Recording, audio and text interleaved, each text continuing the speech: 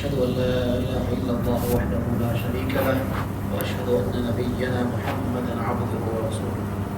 اللهم صل على نبينا محمد وعلى آل محمد كما صليت على إبراهيم وعلى آل إبراهيم إنك حميد مجيد.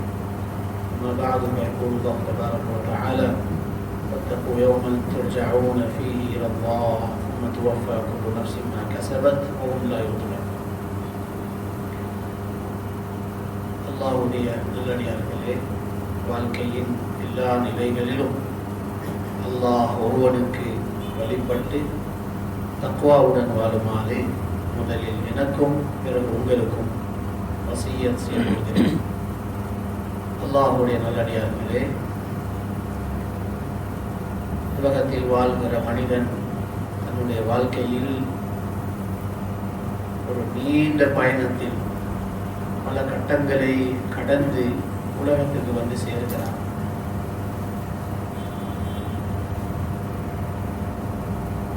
எல்லோரும் இந்த உலக வாழ்க்கையை பயணம் என்று சொல்கிறார்கள். ஈமான் இல்லாதவர்கள் கூட இந்த உலக வாழ்க்கைக்கு பயணம் என்று சொல்கிறார்கள்.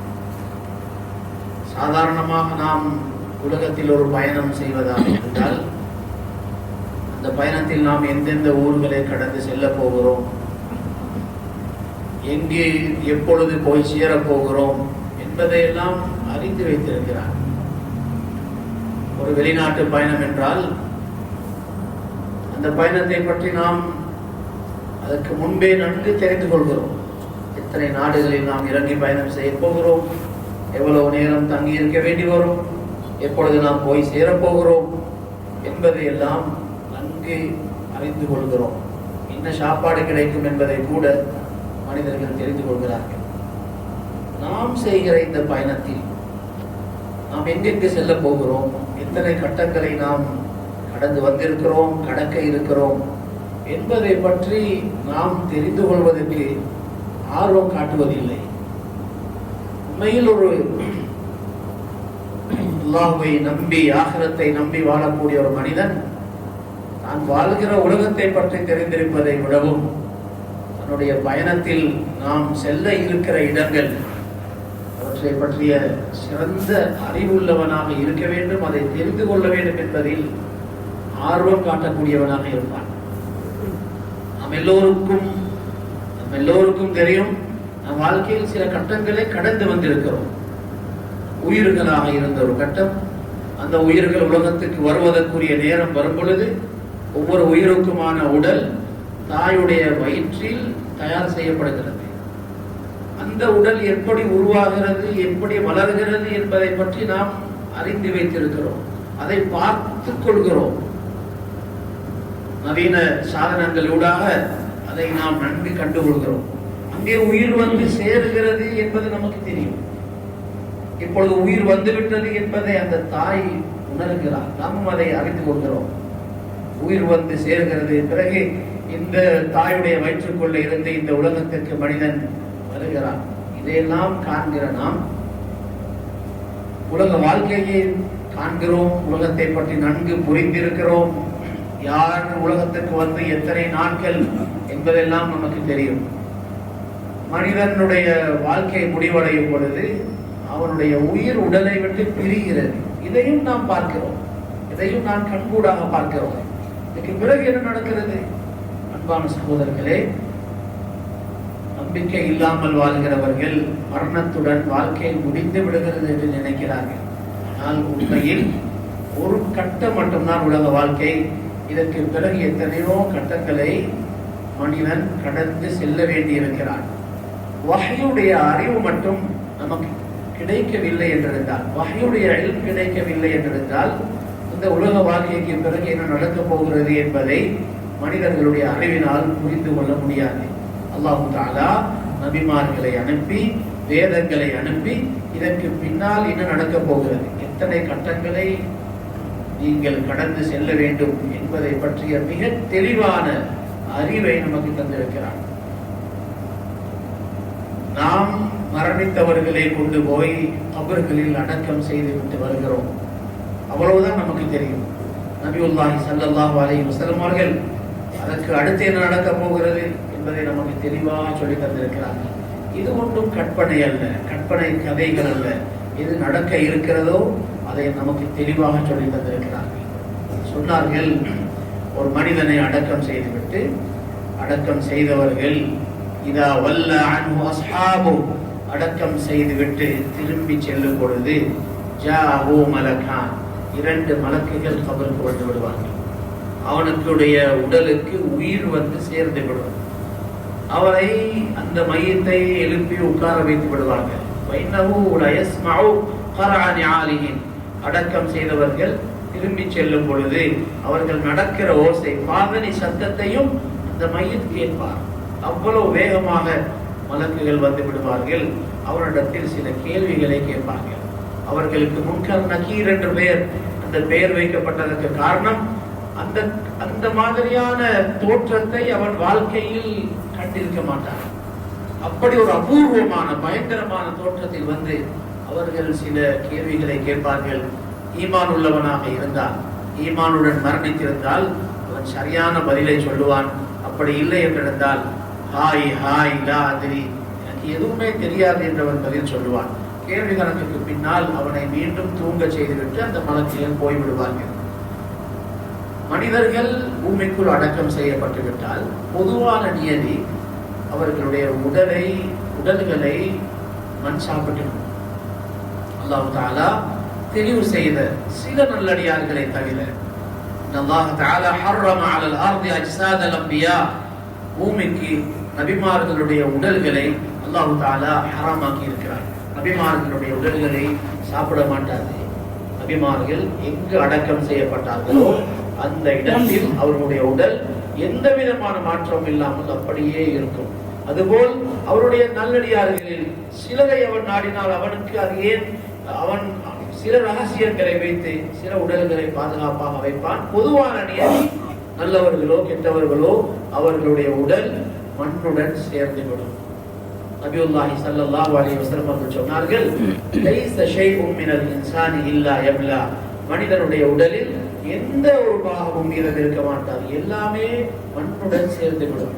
ஆனால் இல்ல ஆத்மன் வாஹிதா, ஒரே ஒரு எலும்பை தவிர, அதற்கு அஜ்புல் தனம் என்ற பெயர், வால் எலும்பு என்ற பெயர். மனிதனுடைய அதாவது முதுகெலும்பு முடிகிற இடத்தில், மிருகங்களுக்கு வால் முளைக்கிற இடத்தில் இருக்கக்கூடிய ஒரு சிறிய எலும்பு ஹதீஸில் வந்திருக்கிறது. மித்ல ஹப்பதி ஹர்தல், அது கடுகு மணியுடைய அளவு இருக்கும். அந்த எலும்பு அது பூமியில் மனிதன் அடக்கம் செய்யப்பட்டாலும், தண்ணீரில் மூழ்கினாலும், நெருப்பில் பற்ற வைக்கப்பட்டாலும் அது அழியவே மாட்டாது. அது பூமிக்குள் இருந்து கொண்டே இருக்கும். கியாமத்துடைய நாளில் மனிதனை எழுப்பாட்டுவதற்கு மிருகங்கள் அல்லாஹ் தஆலா அவர்களை எழுப்பாட்டுவதற்கு நாடும் பொழுது அதில் இருந்துதான் அவனுடைய உடல் மீண்டும் இணைக்கப்படும். இதை நமக்கு ஏன் சொல்லித் தரப்பட்டிருக்கிறது என்றால், உலமாக்கள் இதற்கு பல காரணங்கள் சொல்லி இருக்கிறார்கள். ஒன்று, எந்த மனிதனும் நினைக்க கூடாது, நாம் மீண்டும் மறுமைக்காக எழுப்பாட்டப்படும் பொழுது நமக்கு இது போன்ற வேறு ஒரு உடல் கிடைக்கும் என்று நினைக்க கூடாது. நாம் எந்த உடலில் வாழ்கிறோமோ இதே உடல் தான் நமக்கு மீண்டும் வரப்போகிறது. இந்த கையையும் இந்த கால்களையும் இந்த உறுப்புகளை மனிதன் கண்ணியப்படுத்த வேண்டும். இதே உடல் தான் அவனுக்கு மீண்டும் வழங்கப்பட இருக்கிறது. உடலுடைய அமைப்புகளில் வித்தியாசம் இருக்கலாம், ஆனால் கிடைப்பது இதே உடல் தான். சொர்க்கத்துக்கு செல்வதாக இருந்தால் இதே உடலுடன் தான் மனிதன் மீண்டும் சொர்க்கத்துக்கு செல்ல போகிறான். நபியுல்லாஹி ஸல்லல்லாஹு அலைஹி வஸல்லம் அவர்கள் சொன்னார்கள், அல்லாஹ் தஆலா இந்த உலகத்தை அழித்ததற்கு, உலகத்தில் உள்ள சகலதையும் அழித்ததற்கு பின்னால் மீண்டும் மனிதர்களை எழுப்பாட்டுவதற்கு அவன் நாடும் பொழுது, நீண்ட காலம் அப்படியே மண்ணுக்குள் வைத்துவிட்டு மீண்டும் எழுப்பாட்டுவதற்கு நாடும் பொழுது அல்லாஹ் தஆலா ஒரு மலையை யுன்ஸிலுல்லாஹு தஆலா மத்ரன் கத்தல், அல்லாஹ் தஆலா பனிப்பொழிவது போல் ஒரு மலையை பெய்ய வைப்பான். இந்த பூமியில் அந்த பனிப்பொழிவு, அந்த நீர் பட்டதும் எம்புதூன கமா எம்புதுல் பக்ல், சிறிய தாவரங்கள் முளைத்து வருவது போல ஒவ்வொரு மனிதனும் தான் அடக்கம் செய்யப்பட்ட இடத்திலிருந்து முளைத்து வருவான். அந்த சிறிய எலும்புடன் அவனுடைய மற்ற எலும்புகள் வந்து சேர்ந்து கொள்ளும், பிறகு சதை வந்து சேர்ந்து கொள்ளும், மனிதன் அப்படியே முளைத்து வருவான். அப்பொழுதுதான் அந்த மலக்குக்கு அல்லாஹ் தஆலா சூர் ஊதுமாறு கட்டளையிடுவான். அவர் சூர் ஊதுவார். ஃபஇதாஹும் கியாமுன் யன்துரூன். இப்பொழுது உயிர் வந்து உடல்களுடன் சேர்ந்து கொள்ளும். அவர்கள் எழும்பி அங்கும் இங்கும் பார்க்க ஆரம்பிப்பார்கள். எழும்பியதும் என்ன செய்வார்கள்? அங்கே யாரும் யாருடனும் அறிமுகமாகிக் கொள்ள மாட்டார்கள், யாரும் யாருடனும் பேசிக் கொள்ள மாட்டார்கள். ஃபஇதாஹும் மினல் அஜ்தாஹி இலா ரப்பிஹிம் யன்சிலூன். கபறுகளில் இருந்து எழுந்தவர்கள் அல்லாஹ்வை நோக்கி, அல்லாஹ் தஆலா முடிவு செய்திருக்கிற ஒரு இடத்தை நோக்கி வேகமாக நடக்க ஆரம்பிப்பார்கள். சொல்லி வைத்தது போல் எல்லோரும் ஒரு திசையை நோக்கி நடப்பார்கள். குறிப்பிட்ட ஒரு இடம் வந்ததும் அல்லாஹ்வுடைய கட்டளை வரும் மலக்குகளுக்கு, வகிஃபூஹும் இன்னஹும் மஸ்ஊலூன். அவர்களை நிறுத்துங்கள், இப்பொழுது அவர்களிடத்தில் கேள்வி கணக்கு இருக்கிறது. கேள்வி கணக்குக்காக அவர்கள் நிறுத்தப்படுவார்கள். இதைத்தான் மஹ்ஷர் என்று சொல்கிறோம். மஹ்ஷர் என்பது நாம் கற்பனை செய்வது போல் வேறு எங்கோ இருக்கிற இடம் அல்ல, இதே பூமியில் தான். நபியுல்லாஹி ஸல்லல்லாஹு அலைஹி வஸல்லம் அவர்கள் சொன்னார்கள், அல்லாஹ் தஆலா இந்த பூமியில் உள்ள அடையாளங்களை சம்பூர்ணமாக இல்லாமலாக்கி விடுவார். லைஸ ஃபீஹி அலமுன் லி அஹத். இங்கே இருந்த ஆறுகள், இங்கே இருந்த மலைகள், கட்டடங்கள், எல்லா அடையாளங்களும் இல்லாமலாக்கப்பட்டு விடும். ஃபயதருஹா காஅன் ஸஃப்ஸஃபா. சமதரையாக அல்லாஹ் தஆலா இந்த பூமியை ஆக்கி விடுவார். எந்த அடையாளமும், எந்த ஊருக்குரிய அடையாளமும் இங்கே இருக்க மாட்டாது. அந்த இடத்தில் கோடான கோடி மனிதர்கள், இதுவரைக்கும் உலகத்தில் பிறந்து வஃபாத்தான அத்தனை பேரும் அங்கே ஒன்று சேர்க்கப்பட்டிருப்பார்கள். இவ்வளவு பேர் ஒன்று சேர்ந்திருக்கிறார்கள். சத்தமாக இருக்குமே என்றால் அங்கு எந்த சத்தமும் இருக்க மாட்டாது. வஹஷஅத்தில் அஸ்வாத்து லிர்ரஹ்மான் ஃபலா தஸ்மஉ இல்லா ஹம்ஸா. அல்லாஹ்வுக்கு முன்னால், ரஹ்மானுக்கு முன்னால் சத்தங்கள் எல்லாம் அடங்கி போயிருக்கும். மனிதர்கள் போவது வருவது இதை தவிர வேறு எதுவும் தெரிய மாட்டாது, கேட்க மாட்டாது. மிக அமைதியான இடத்தில் எல்லோரும் ஒன்று சேர்க்கப்படுவார்கள். அதைத்தான் மஹ்ஷர் என்று சொல்கிறோம். மஹ்ஷர் என்பது இதே பூமியில் தான், இதே பூமியில் தான் நாம் மீண்டும் எழுப்பாட்டப்பட்டு இங்கு செய்த காரியங்களுக்கு இங்குதான் நாம் விசாரிக்கப்பட இருக்கிறோம். இது ஒன்றும் தூரமான விஷயங்கள் அல்ல. நம்மை விட்டு மரணித்து போனவர்கள் எப்பொழுதோ போயிருப்பார்கள். நம்ம நினைக்கிறோம் அவர்களுக்கும் நமக்கு நிறைய தூரம் இருக்கிறது. தூரம் இல்லை, சமீபத்தில் தான் எல்லோரும் இருக்கிறார்கள். ஒரு கூட்டம் பூமிக்கு மேலால இருக்கிறார்கள், இன்னொரு பெரும் கூட்டம் பூமிக்கு கீழால இருக்கிறார்கள். எல்லாமே இங்குதான் நடக்க இருக்கிறது. அன்பான சகோதரர்களே, மனிதனுக்கு உயிர் வந்துவிட்டால் தாகம் எடுத்துக்கொடும். மஹ்ஷருடைய மைதானத்தில் மனிதர்களுக்கு பெரும் கஷ்டம் கொடுக்கிறது அவர்களுடைய தாகமாக இருக்கும். எல்லோரும் தாகத்தில் கஷ்டப்பட்டு கொண்டிருப்பார்கள். இப்பொழுதுதான் அல்லாஹ் தஆலா நபியுல்லாஹி ஸல்லல்லாஹு அலைஹி வஸல்லம் அவர்களுடைய தலைமைத்துவத்தை மக்களுக்கு காண்பிப்பார். அன சய்யிது உல்தி ஆதம் யௌமல் கியாமா. நான் தான் அங்கே தலைவன் என்று சொன்னார்கள் நபி ஸல்லல்லாஹு அலைஹி வஸல்லம் அவர்கள். அல்லாஹ் தஆலா அவர்களுக்கு அந்த சந்தர்ப்பத்தில் தான் அவருடைய ஹவுதை கொடுப்பார். அந்த நீர் தடாகம் எப்படி இருக்கும் என்பதை பற்றி எல்லாம் நபியுல்லாஹி ஸல்லல்லாஹு அலைஹி வஸல்லம் அவர்கள் நமக்கு விவரித்திருக்கிறார்கள். அதனுடைய அளவு எப்படி இருக்கும், தண்ணீர் எப்படி இருக்கும், அதுல என்ன இருக்கும் என்பதை எல்லாம் நமக்கு மிக அழகாக சொல்லி தந்திருக்கிறார்கள். சொன்னார்கள் நபியுல்லாஹி ஸல்லல்லாஹு அலைஹி வஸல்லம் அவர்கள், அந்த மக்களுக்கு, இந்த உம்மத்தில் முஃமினானவர்களுக்கு தண்ணீர் புகட்டுவார்கள். அவர்களுடைய கைகளால் தண்ணீர் குடிக்கக்கூடிய பாக்கியத்தை அல்லாஹ் தஆலா நம்ம எல்லோருக்கும் நசீபாக்குவானாக. மன் வரத ஷரீப் வமன் ஷரிப லம் யத்மா அபதா. யார் வருகிறார்களோ அவர்கள் அங்கிருந்து குடிப்பார்கள், யார் குடித்து விட்டார்களோ அதற்கு பின்னால் அவர்களுக்கு தாகமே இருக்க மாட்டார்கள். வலிகுல்லி நபியின் ஹவுத். அதற்கு பின்னால் ஒவ்வொரு நபிமார்களுக்கும் அல்லாஹ் தஆலா ஹவுதை வைத்திருக்கிறான். அவரவருக்குரிய நீர் தடாகம் கொடுக்கப்படும். மூமின்களுக்கு அவர்கள் நீர் புகட்டி விடுவார்கள். அதற்கு பின்னால் நீண்ட காலம் அல்லாஹ் தஆலா அப்படியே அவர்களை மஹ்ஷரில் வைத்து விடுவான். கடும் சூடு தாங்க முடியாது, கடும் கஷ்டம், கேள்வி கணக்கு ஆரம்பிக்கப்பட மாட்டாது. மக்கள் அந்த கட்டத்தில் பயந்து இருப்பார்கள். தரன்னாஸ சுகாரா வமா ஹும் பிசுகாரா. மனிதர்களை பார்த்தால் போதை பிடித்தவர்களை போல நீங்கள் அவர்களை பார்ப்பீர்கள். அவர்களுக்கு போதை அல்ல, அல்லாஹ்வுடைய வேதனை மிக கடுமையானது. கேள்வி கணக்கு ஆரம்பிக்கப்பட வேண்டும் என்பதை எதிர்பார்த்து பார்த்து பார்த்து மக்கள் பயந்து போயிருப்பார்கள்.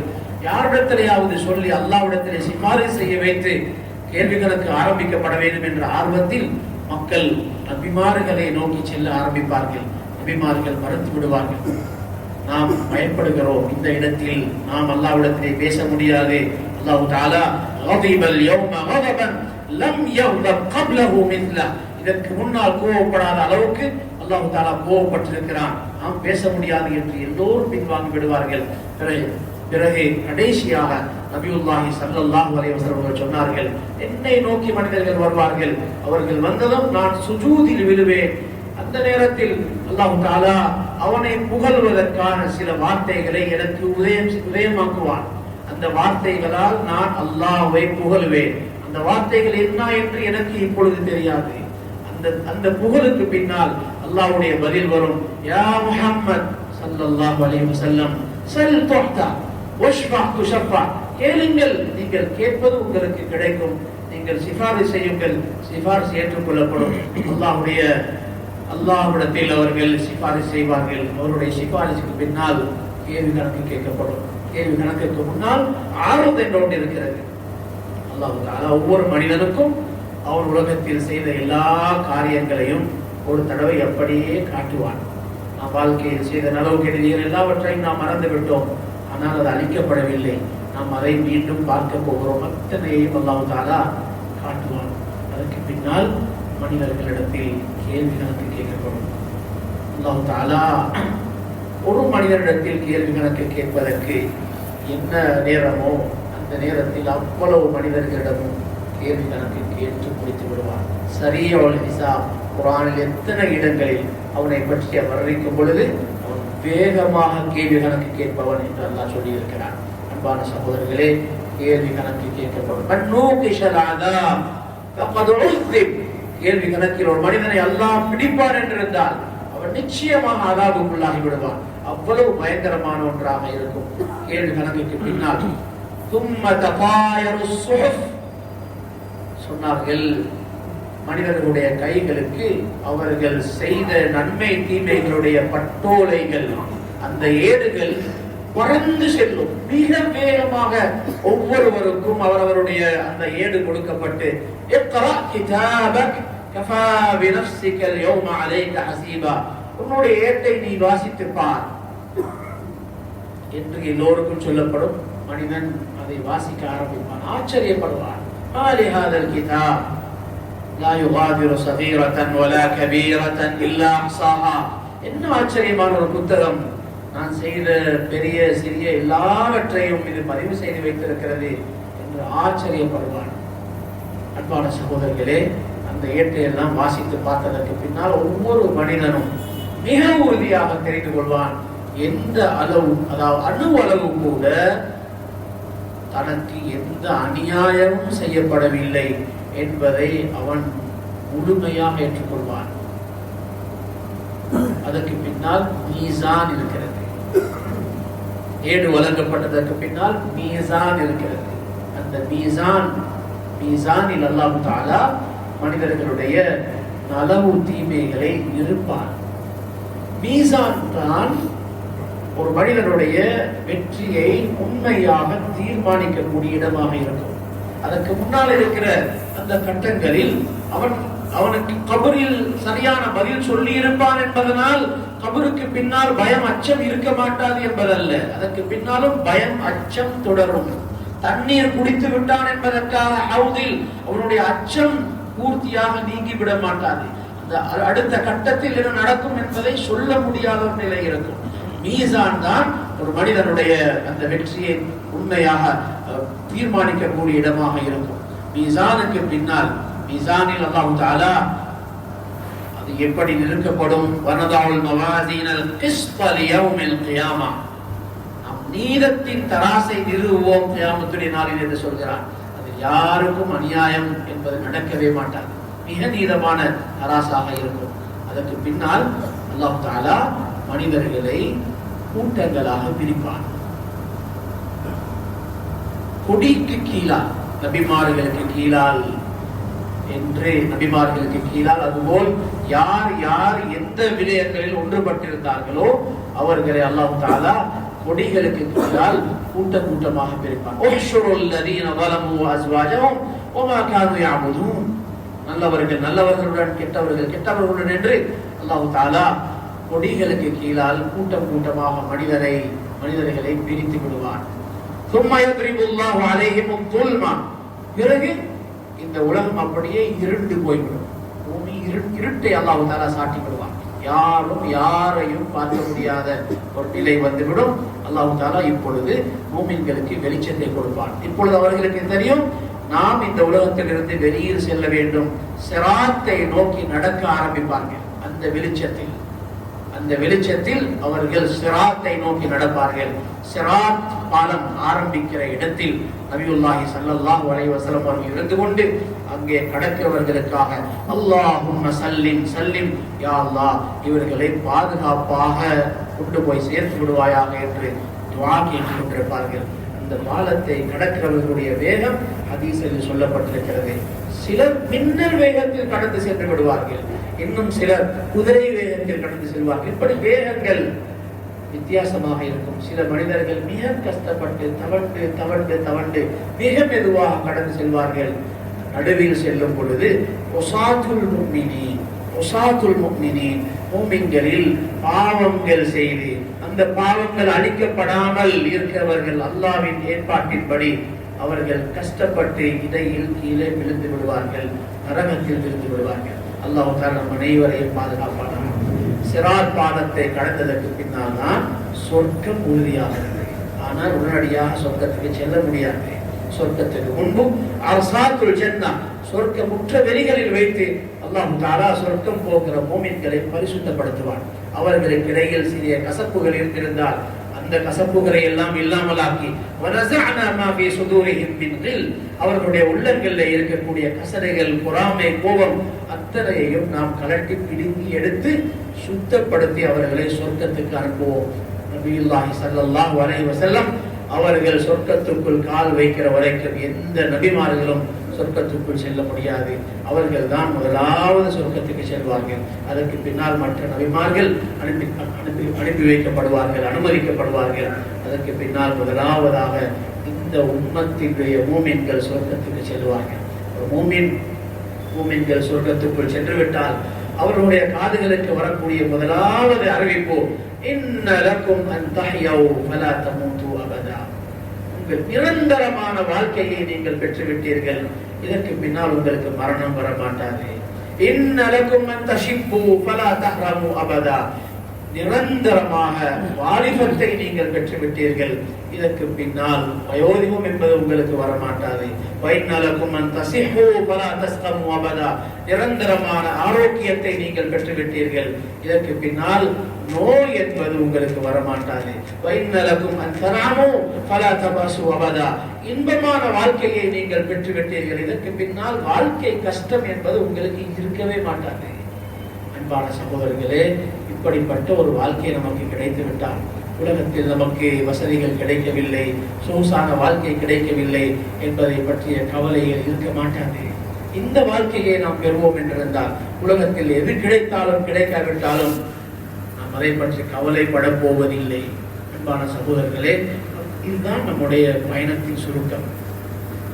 உண்மையில் இந்த வாழ்க்கைக்கு பிறகுதான் பயங்கரமான எத்தனையோ கட்டங்கள் இருக்கின்றன. அங்கே நமக்கு யாரும் உதவியாளர்கள், நண்பர்கள், குடும்பம் என்று யாரும் நமக்கு இருக்க போவதில்லை. தன்னந்தனிய ஒரு பயங்கரமான ஒரு பயணத்தை நாம் மேற்கொள்ள வேண்டி இருக்கிறோம். இதையெல்லாம் நாம் சரியாக புரிந்தால் உலகத்தில் நமக்கு வாழ்க்கையில் இன்பமே இருக்க மாட்டாது. மறதியை வைத்து அல்லாஹ் நமக்கு வாழ்க்கையில் சந்தோஷத்தை தந்திருக்கிறான். அல்லாஹ் தஆலா சில விஷயங்களை நமக்கு மறைத்து வைத்திருக்கிற காரணத்தினால் நாம் சந்தோஷமாக இருக்கிறோம். லவ் தஅலமூன மா அலம், நபி ஸல்லல்லாஹு அலைஹி வஸல்லம் சொன்னார்கள், நான் அறிந்து வைத்திருக்கிற உண்மைகளை எல்லாம் நீங்கள் அறிந்திருந்தால் லதஹித்தும் கலீலா வலபகைத்தும் கதீரா, உங்களுடைய சிரிப்பு குறைந்துவிடும், உங்களுடைய அழுகை அதிகரித்துவிடும். வலஹரஜ்தும் இலஸ் சுஅதா, உங்களுடைய சொகுசான வாழ்க்கை குடும்பங்களை எல்லாம் விட்டுவிட்டு காடுகளை நோக்கி நீங்கள் ஓடி விடுவீர்கள். அப்படி பயங்கரமான கட்டங்களை மனிதன் கடந்து செல்ல வேண்டியிருக்கிறான். அன்பான சகோதரர்களே, வெறும் வாழ்க்கையில் நாம் ஏமாந்து விடக்கூடாது. இந்த உலக வாழ்க்கை லா தகுர்ரன்னகுமுல் ஹயாத்துத் துன்யா, உலக வாழ்க்கை உங்களை ஏமாற்றி விட வேண்டாம் என்று அல்லாஹ் நமக்கு எச்சரிக்கை செய்திருக்கிறார். அன்பான சகோதரர்களே, ஹஜ்ஜுடைய காலத்தில் நாம் இருக்கிறோம். ஹாஜிகள் ஹஜ்ஜுக்காக பயணம் செய்து கொண்டிருக்கிறார்கள். ஹஜ்ஜுடைய இபாதா என்பது முழுக்க முழுக்க மனிதர்களுக்கு மஹ்ஷரையும் மஹ்ஷருடைய பயங்கரத்தையும் ஞாபகம் ஊட்டக்கூடிய, அதனுடைய ஒரு சிறிய காட்சியை காட்டக்கூடிய ஒரு இபாதாவாக அல்லாஹ் அதை ஆக்கியிருக்கிறார். விசேஷமாக உலமாக்கள் எழுதுகிறார்கள், முஸ்தலிஃபாவுடைய இரவு அது மஹ்ஷரை நினைவுபடுத்தக்கூடிய இரவு. முஸ்தலிஃபாவில் டென்ட்டுகள் இல்லை, போய் வந்தவர்களுக்கு தெரியும். அங்கே ஹாஜிகளுடைய கைகளில் பேக்குகள் எதுவும் இருக்க மாட்டார். அந்த ஒரு இரவில் எல்லோரும் வெறும் இஹ்ராமுடன் அங்கும் இங்கும் போய்கொண்டிருக்கிற காட்சியை நாம் பார்க்கலாம். அந்த இரவில் எத்தனையோ ஆயிரக்கணக்கான லட்சக்கணக்கானவர்கள் அப்படியே கஃன் துணிகளுடன் ஜனாசாக்களை வெளியில் எடுத்து போட்டால் எப்படி இருக்குமோ அதுபோல எத்தனையோ ஹாஜிகளை வெள்ள உடுப்புகளுடன் அப்படியே இருந்தது மாதிரி படுத்திருப்பதை பார்க்கலாம். மேலே இருந்து பாலத்துக்கு மேலே இருந்து பார்த்தால் அந்த காட்சியை நாம் பார்க்கலாம். கீழே இருந்தாலும் நாம் அதை பார்க்கலாம். மஹ்ஷருடைய அந்த நிகழ்வுகளை நினைவுபடுத்தக்கூடிய ஒரு நிகழ்வாக உலமாக்கள் அதை சொல்கிறார்கள். அன்பான சகோதரர்களே, ஹஜ் செய்ய வேண்டும் என்று ஆசைப்பட வேண்டும். நாம் நம்மில் பலர் ஹஜ்ஜை பற்றி அவர்கள் நினைக்கிறார்கள், விரும்பினால் செய்யலாம், விரும்பாம இருந்தால் விரும்பவில்லையானால் உம்ராவுக்கு போய் வந்து கொண்டிருக்கலாம் என்று நினைக்கிறார்கள். ஹஜ் என்பது அப்படி சாதாரணமான ஒன்றல்ல. நமக்கு எப்படி ஒவ்வொரு நாளும் பல தொழுகை இருக்கிறதோ, வருடாந்தம் நமக்கு ரமலானுடைய நோன்பு இருக்கிறதோ, அதுபோல் ஹஜ் என்பது இஸ்லாத்துடைய கடமைகளில் ஒன்று. புனியல் இஸ்லாம் அலா ஹம்ஸ், ஒரு கட்டடத்துக்கு தூண்கள் இருப்பது போல சொன்னார்கள், இஸ்லாம் என்ற கட்டடம் 5 தூண்களில் அமைக்கப்பட்டிருக்கிறது. ஒரு கட்டடத்தில் 3 தூண்கள் இருக்கின்றன, 2 தூண்கள் இல்லை என்றால் அங்கே நாம் உள்ளே செல்வதற்கு பயப்படுவோம். ஒரு முஸ்லிமான மனிதர், இஸ்லாத்தில் இருக்கிறவர், அவர் மார்க்க அமல்களில் எவ்வளவு ஈடுபட்டிருந்தாலும் தன்னுடைய ஒரு கடமையில், ஹஜ் கடமையாகி அவர் ஹஜ்ஜை நிறைவேற்றவில்லை என்றிருந்தால் அவருடைய இஸ்லாம் குறைபாடு உள்ளதாகத்தான் இருக்கும். நாம் நினைத்தால் செய்யலாம், விரும்பினால் செய்யலாம், விரும்பவில்லையானால் செய்யாமல் இருக்கலாம் என்று நினைக்க கூடாது. யாருக்கு வசதி வந்து விட்டதோ அவர்களுக்கு வாஜிபாகிவிட்டது. ஒன்றோ பணமாக அல்லது மேலதிகமாக இருக்கிற பொருள்களாக ஒரு மனிதனிடத்தில் தனக்கு சொந்தமாக இருக்கிறது, அதை விற்று அவனுக்கு ஹஜ்ஜுக்கு போகலாம் என்றிருந்தால் அவருக்கு ஹஜ்ஜு வாஜிபாகிவிட்டது. 10 வருஷங்களுக்கு முன்னால் ஹஜ் செய்வதற்கு வெறும் 5, 6, 7 லட்சம் ரூபாய் தேவைப்பட்டது. நாம் இப்ப நினைக்கலாம், இப்பொழுது அந்த விலைக்கு இருந்தால் நாம் முழு குடும்பத்தையும் அழைத்துக் கொண்டு செல்வேன். ஆனால் இந்த 10 வருஷங்களுக்குள் ஒரு பெரும் மாற்றம் வந்து விட்டது. 10 வருஷங்களுக்கு முன்னால் அந்த நேரத்தில் யாரிடத்தில் இந்த தொகை இருந்ததோ அல்லது இந்த தொகையை உண்டாக்கி கொள்ளக்கூடிய அளவுக்கு வேறு பொருள்களோ காணியோ இடமோ இருந்ததோ அவர்களுக்கு ஹஜ் வாஜிபாகி விட்டது. தன்னுடைய உடல் ஆரோக்கியத்தில் ஒரு நம்பிக்கை இருக்கும் என்றிருந்தால் ஹஜ்ஜை கொஞ்சம் பிற்படுத்துவதற்கு அனுமதி இருந்தாலும் கூட பிற்படுத்தி ஹஜ் செய்யாமலேயே அவர் மரணித்து விடுவார் என்றால் குற்றவாளியாக மரணிக்கிறார். ஆகவே ஹஜ்ஜை அவசரப்படுத்த வேண்டும். வெறும் உம்ராக்கள் செய்து கொண்டிருக்கிறதுனால் ஹஜ் நிறைவேறுவதில்லை. அன்பான சகோதரர்களே, ஆசைப்பட வேண்டும். பிள்ளைகளுடன் வீடுகளில் எப்பொழுதும் ஹஜ்ஜை பற்றி கதைத்து பிஞ்சு உள்ளங்களில் ஹஜ்ஜுடைய ஆர்வத்தை ஏற்படுத்த வேண்டும். ஒரு காலம் இருந்தது, சின்ன குழந்தைகள் கூட துஆ கேட்பார்கள், யா அல்லாஹ் ஹஜ்ஜுக்கு போக வேணும். பெண்கள், வீட்டில் இருக்கக்கூடிய பெண்கள் காபாவுடைய படத்தை பார்த்து கொண்டு கண்ணீர் வடிப்பார்கள். இப்படி ஒரு காலம் இருந்தது. இப்பொழுதெல்லாம் அதை பற்றி எந்த கவலையும் இல்லை. ஹஜ் வாஜிபாகிவிட்டவர் எத்தனையோ பேர்களுக்கு, அவர்கள் எத்தனையோ நாடுகளுக்கு பயணம் செய்வார்கள், ஹஜ்ஜுக்கு போக வேண்டும் என்ற எந்த கவலையும் இல்லை. அன்பான சகோதரர்களே, சிறு குழந்தைகளுடைய உள்ளத்திலேயே இந்த ஆர்வத்தை நாம் போட்டுவிட வேண்டும். ஹஜ்ஜுக்கு போக வேண்டும், வாழ்க்கையின் மிக பிரதானமான கடமை, நான் அதை முடித்து விட வேண்டும். சில இபாதாக்கள் இபாதாத்துகளுக்கு தன்மைகள் இருக்கின்றன. ஒவ்வொரு இபாதத்துகளுடைய ரகசியமும் வித்தியாசமானது. ஹஜ்ஜை பொறுத்தவரையில் ஹஜ் என்ற இந்த ஃபர்துக்கு பின்னால் பல ரகசியங்களை அல்லாஹ் வைத்திருக்கிறான். அன்பான சகோதரர்களே, இபாதாத்துகளில் சில இபாதாத்துகள் இருக்கின்றன, அல்லாஹ் மீது நமக்கு இருக்கிற அன்பை, காதலை வெளிப்படுத்துகிற இபாதா. ஒரு மனிதனுக்கு இன்னொரு மனிதனுடன் அன்பு ஏற்பட்டு விட்டால் அவனுடன் பேசிக் கொண்டிருக்கலாம், அதையும் தாண்டி அவருடைய ஊருக்கு போகலாம், அவருடைய வீட்டை தரிசிக்கலாம், அவருடைய உறவினர்களை நாம் சந்திக்கலாம். இப்படித்தான் ஒரு மனிதனுடைய அன்பை நாம் வெளிப்படுத்துகிறோம். ஒரு மனிதனுக்கு அல்லாஹ்வுடன் அன்பு, காதல் ஏற்பட்டு விட்டால் எந்த ஊரை தேடி செல்வது, எந்த வீட்டை தேடி செல்வது? அதற்கு தான் அல்லாஹ் தஆலா என்னுடைய ஊருக்கு வாருங்கள், மக்கா என்பது அல்லாஹ்வுடைய ஊர் என்று அதை தன்னுடைய ஊராக ஆக்கி இருக்கிறார். அங்கே பைத்துல்லாஹ், அல்லாஹ்வுடைய வீடு இருக்கிறது, என்னுடைய வீட்டுக்கு வாருங்கள். கஅபாவில் முல்தஸம், கட்டி அணைப்பது சுன்னா, கட்டி அணைப்பதற்கான இடம் கஅபாவில் இருக்கிறது. முல்தஸம், நெஞ்சை வைத்து கட்டி அணைப்பது சுன்னா. அந்த இடத்தில் எந்த துஆ கேட்டாலும் கபூல் செய்யப்படும். கஅபாவில் முத்தமிடுவதற்கு ஹஜருல் அஸ்வதை அல்லாஹ் வைத்திருக்கிறார். இங்கே வந்து உங்களுடைய அன்பை வெளிப்படுத்துங்கள். இந்த உணர்வுடன், அல்லாஹ்வுடன் இருக்கிற அந்த அன்பை நாம் வெளிப்படுத்துவதற்காக இங்கே வந்திருக்கிறேன் என்ற உணர்வுடன் ஹஜ் செய்வோம் என்றிருந்தால் அதில் கிடைக்கக்கூடிய பலம், சக்தி, ஈமான் ஆச்சரியமானதாக இருக்கும். அரஃபாவுடைய அந்த பகல் பொழுது, அதில் காலையிலிருந்து மாலை வரைக்கும் இருக்கிற நேரம், அன்பான சகோதரர்களே, இஸ்திஜாபாவுடைய நேரம். எந்த துஆ கேட்டாலும் கபூல். மனிதன் வாழ்க்கையில் நேரடியாக காண்பான் அரஃபாவுடைய துஆக்கள் கபூலாகுவதை. ஷைத்தான் தாங்கிக் கொள்ள முடியாத ஒரு நாள். சொன்னார்கள், அந்த நாளில் மனிதர்களுக்கு மன்னிப்பு கொடுப்பதை பார்த்து, அவர்களுடைய துஆக்களை ஏற்றுக்கொள்வதை பார்த்து ஷைத்தான் சகித்துக் கொள்ள முடியாமல் மண்ணை வாரி தலையில் போட்டுக் கொள்வான். அவனுடைய எத்தனையோ வருஷங்களுடைய உழைப்பு, முயற்சி வீணாகி போகிற சந்தர்ப்பம். ஒரு மனிதனை பாவத்தில் ஈடுபடுத்துவதற்காக அவன் எத்தனை வருஷங்கள் முயற்சி செய்து பாவம் செய்ய வைத்திருப்பான். அந்த ஒரு பகலில் அத்தனை பாவங்களும் மன்னிக்கப்பட்டு மனிதன் சுத்தப்படுத்தப்படுகிறான். இதையெல்லாம் பார்த்து அவன் தாங்கிக் கொள்ள மாட்டான். அங்கே போனால் தெரியும், அந்த வெயிலில் எத்தனையோ ஹாஜிகள் 5-6 மணி நேரங்கள் நின்று கொண்டு துஆ கேட்டுக் கொண்டிருப்பார்கள். அவர்களுக்கு தெரியும் அதனுடைய ருசி. அதை சரியாக நாம் பயன்படுத்துவோம் என்றிருந்தால் ஹஜ்ஜுக்காக நாம் 23 லட்சம் அல்ல, எத்தனை கோடி செலவழித்தாலும் அது நஷ்டமில்லை என்பதை நாம் புரிந்து கொள்வோம். ஆகவே அன்பான சகோதரர்களே, வாழ்க்கை வேகமாக போய் கொண்டிருக்கிறது. ஒவ்வொரு நாளும் மரண செய்திகளை நாம் கேட்டுக்கொண்டிருக்கிறோம். எதிர்பாராத மனிதர்கள் வாலிப வயசில் மரணிக்கிறார்கள், வசதியோடு இருந்தவர்கள் ஹஜ் இல்லாமல் மரணிக்கிறார்கள்.